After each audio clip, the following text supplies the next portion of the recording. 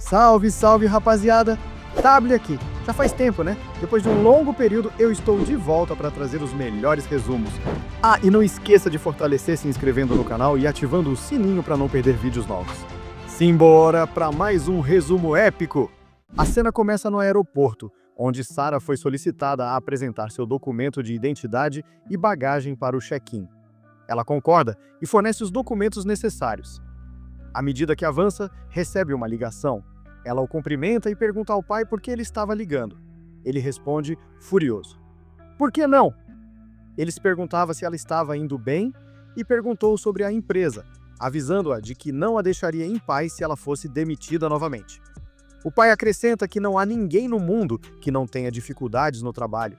Então, se ela pudesse aguentar mais um pouco, ela responde abruptamente que seria difícil, o que choca seu pai.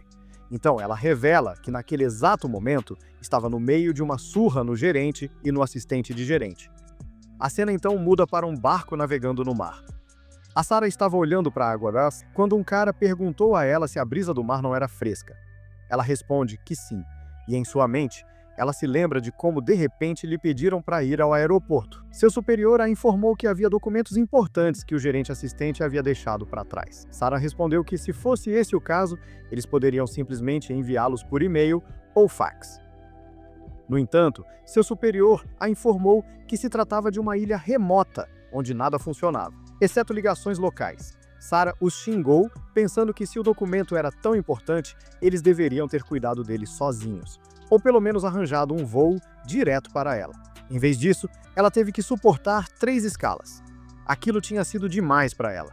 Ela pensou em como havia dito ao pai que os chutaria na bunda, mas que, se fosse demitida também daquela vez, precisava se conter. No entanto, decidiu que da próxima vez que os visse, os agarraria pelo colarinho. O homem então pergunta no que ela estava pensando. Ela responde, nada.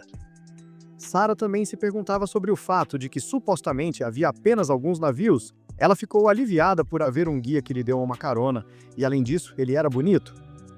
O homem então pergunta se ela tem namorado. Ela responde que não tem.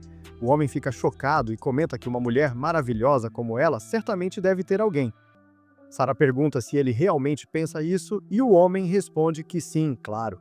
É incrível que ela tenha vindo a um lugar como aquele sozinha a negócios. Ela agradece e, em sua mente, cora ao pensar que ele é bom de conversa e tem um rosto bonito. Ela fica feliz por ter estudado inglês, pensando que talvez pudesse viajar para o exterior. No entanto, ela não consegue acreditar que estava lá a trabalho. Como se trata de uma ilha, ela se pergunta se poderiam deixá-la ficar por pelo menos uma noite. Em um lugar como aquele, sentadas em um bar com vista para o mar com um cara legal como ele, talvez pudessem se aconchegar à noite. Enquanto pensa em tudo isso, Sarah cora. Então o homem lhe diz que chegaram à ilha. Enquanto Sarah olha para a ilha, fica atordoada pensando em como ela é pequena. Ao chegarem à ilha, o homem desce primeiro e diz a Sarah para vir com cuidado. Ao mover a mão dela para a frente, Sarah percebe que algo está errado. O homem diz a ela que eles poderiam dar uma volta juntos até o cais. Sarah pega sua bolsa com dificuldade, sentindo que algo estava errado.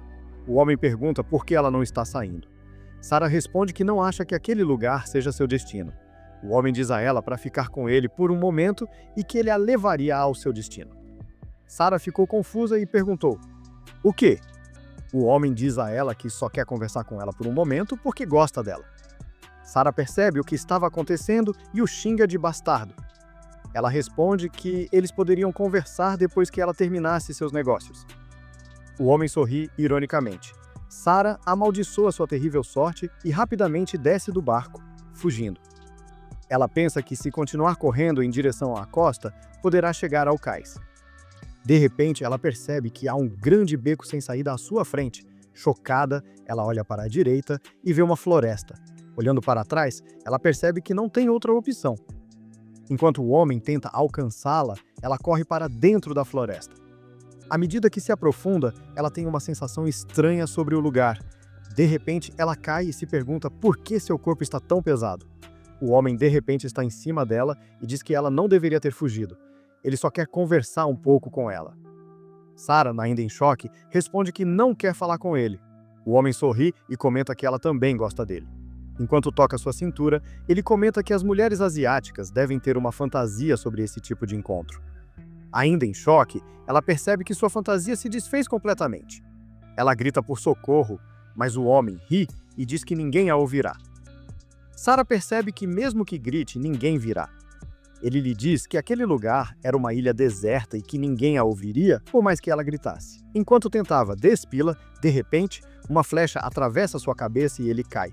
Várias flechas foram disparadas na direção deles e o vermelho espirrou no rosto de Sarah. O homem jaz morto ao lado dela. Chocada e tremendo de medo, ela tenta entender o que estava acontecendo. Percebe que está cercada por vários homens.